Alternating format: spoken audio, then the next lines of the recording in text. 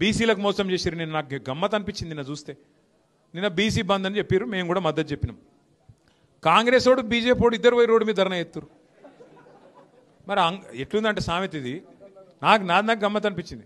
అందరూ శ్రీ వైష్ణవులు అయినట్టు, కానీ రొయ్యల బుట్ట మాత్రం మాయమైందట. అరే అందరూ మద్దతు చెప్పబట్టి మరి ఎందుకు బిల్లు పాస్ కాదు? ఇలా 8 మంది ఎంపీలు బీజేపీకి ఉన్నారు, 8 మంది ఎంపీలు కాంగ్రెస్కు ఉన్నారు. మీరు 16 మంది రాజీనామా చేస్తే బీసీ బిల్లు పాస్ కాదా?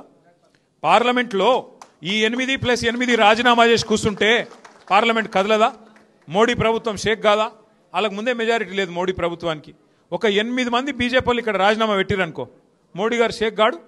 8 మంది కాంగ్రెస్ వాళ్ళు రాజీనామా చేస్తే రాహుల్ గాంధీ అరే ఎందుకు చెప్తురా అని పిలిచి మాట్లాడి బిల్లు పెడతాం రండి అన్నాడా?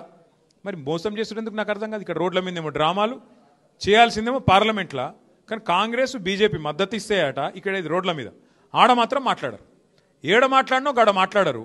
ఇక్కడ మాత్రం డ్రామాలు చేసి ఇక్కడ మళ్ళొక్కసారి బీసీలను మోసం చేసే ప్రయత్నం చేస్తారు.